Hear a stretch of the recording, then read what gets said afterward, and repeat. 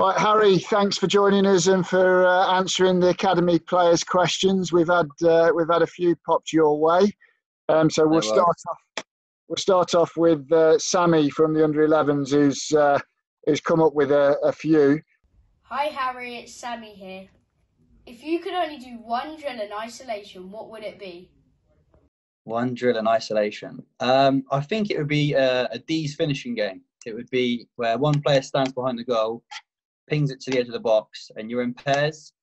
One player touches it first time, and the other player shoots first time. And the ball has to stay in the D the whole time when you take the shot. So it'd probably be that, and then you count up how many goals you score as a pair. Whichever pair scores the most goals wins. I think that's my favourite drill. What has been your favourite stadium to play in and why?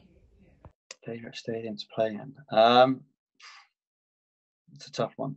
It probably would be going back to Bournemouth for me, just because when I was younger there, like growing up, always wanted to play there, always wanted to be a part of the first team at Bournemouth, but never made it. So going back there with Luton and playing there was quite special for me, and playing in front of the fans who I've always wanted to play in front of was quite nice. So probably Bournemouth. What is your favourite pre-match meal? Good question.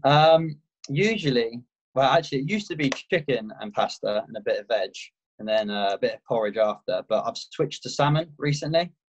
I don't know why. Redders has made me do that. He says just to keep changing it up, sort of thing. So changed to salmon, bit of tomato sauce on, not tomato ketchup, but a tomato sauce on top, pasta and veg, and a bit of porridge after.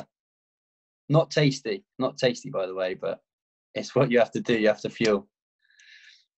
What advice would you give to the players coming through the academy?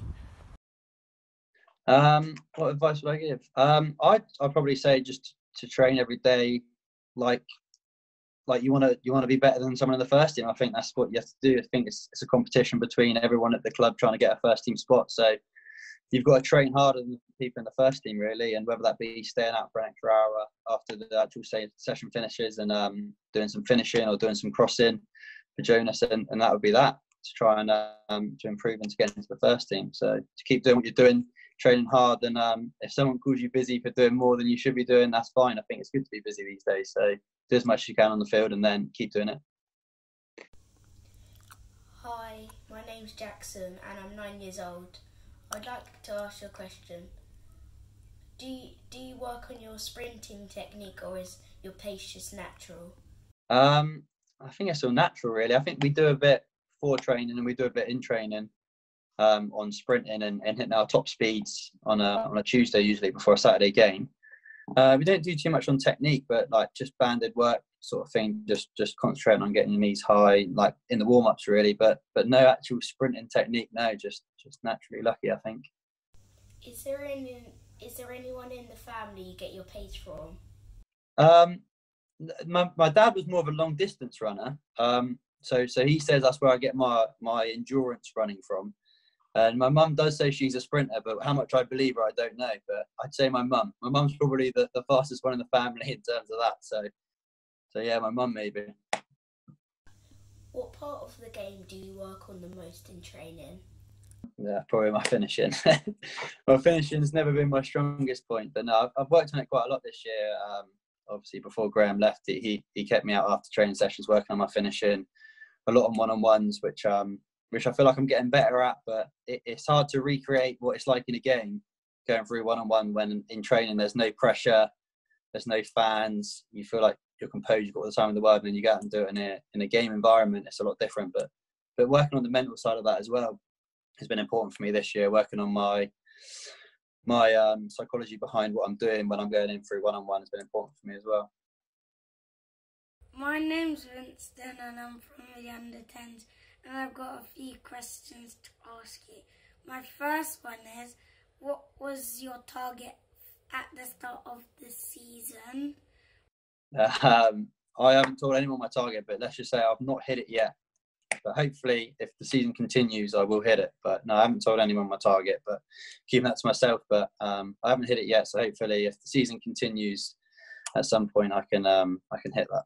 My second question is, how good was it for you equal last season's goal tally of 8 goals so quickly. Yeah, I was buzzing with I'm very happy with how my season's gone personally so far. So it's gutting that the season's had to be stopped for now. But obviously, more important things in the world than football, and the people's health around the world has been put into the priority, which is rightly so. So it's fine. It's fine for that at the minute. So hopefully we can get cracking in a few weeks or months' time, however long it'll be, and get back to it. My third question is, how are you keeping fit during lockdown?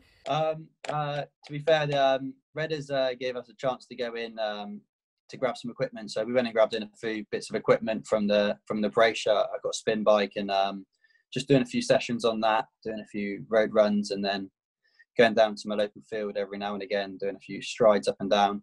It's just trying to tick over really for now and try and stay fit rather than doing loads and loads and loads. And then because we don't know when the season's going to start, so we can't do too much at the minute because we'll blow up before the season even starts again. So it's just doing some easy work really, a bit on the spin bike, bit of runs outside, a few bits of leg works with some light weights, but nothing crazy.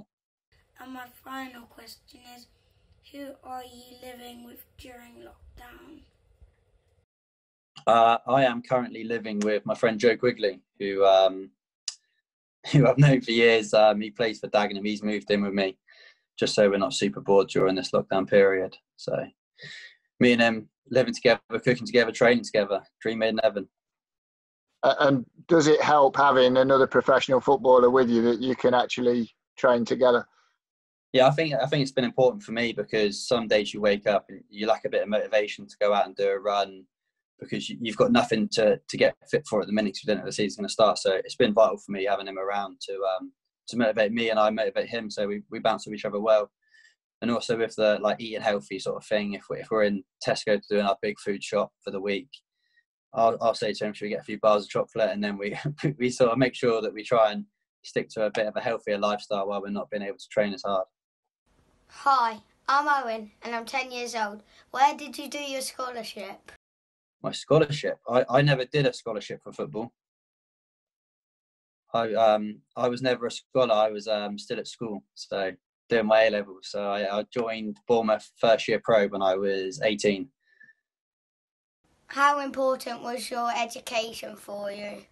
Yeah, education has been very important for me throughout my life. I think my dad's a teacher, so he's always brought me up to try and do well at school. And I tried to do my best at school.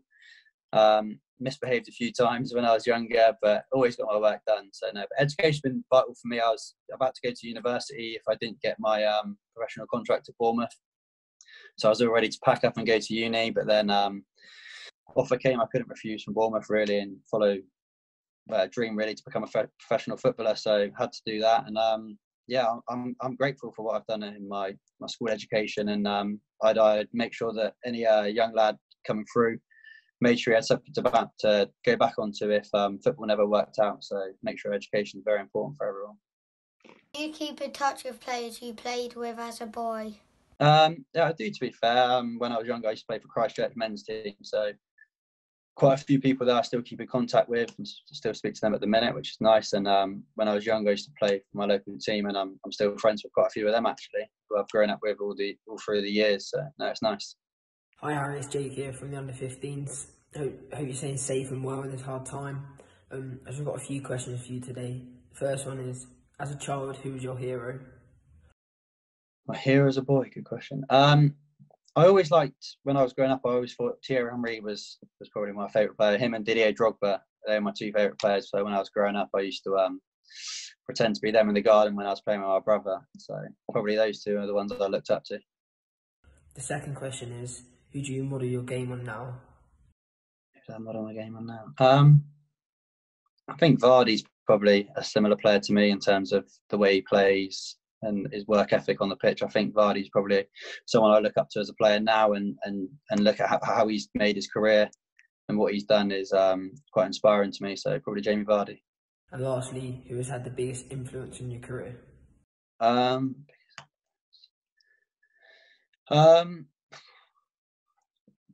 I'd probably say Nathan Jones has been the biggest influence in terms of how he's made my career and who I am today. From being a young lad at Bournemouth, being a winger really, and that's how I used to play out wide and do that. And when I met Nathan Jones for the first time, he basically told me what I was going to be, and he everything I thought about what I was, he told me I was the opposite really, and changed how I was going to be. And yeah, I'm thankful for him to this day, and he's made me probably the player I am now, because otherwise I'd probably still be a winger playing my trade that way. So probably Nathan Jones has been the biggest influence and changed my career the most. Hi, my name is Will and I'm 40. I have some quick questions for Harry Cornick. Who's your best friend at Luton? My best friend at Luton. That's a tough question, that, because I'll get some unhappy people. I'd say Harry Isted. I lived with him for 2 years, so yeah, Harry Isted was my best friend, and yeah, God, he doesn't live with me anymore, but he's moved on to pastures new, and it's just sad to see him go. But I'm now living home alone, which is sad, but he'll be back one day. How good does it feel when the fans sing your name? Yeah, that's nice. I get excited when Christmas comes around, because I know my songs come around. So Christmas is my favourite time when they sing that song. But no, it's nice to know the fans are on your side. I think Luton have always been nice to me. The fans have always been complimentary, and it does spur you on the pitch. As crazy as it sounds, when you hear your song being sung or you hear someone in the crowd, it's crazy that when you hear one single person shout your name, will give you a little bit of motivation from the side, because you do hear everything when you're playing. So yeah, the fans have been great to me. So no, it's nice to get motivation and get some support from the fans at all times. And did anyone give you their heart last Christmas? Yes, they did. I actually have someone now. I've been single for 3 years and I have a girlfriend. So I'm now taken. I don't need anyone loves this Christmas or anyone's Valentine's this year. I've got my own now. So happy days. And what do you do to keep yourself busy during your time away from football? Thanks for listening. Painting and playing Call of Duty. Where's my tiger? I'm going to show you my tiger. My painting of a tiger. Get it now.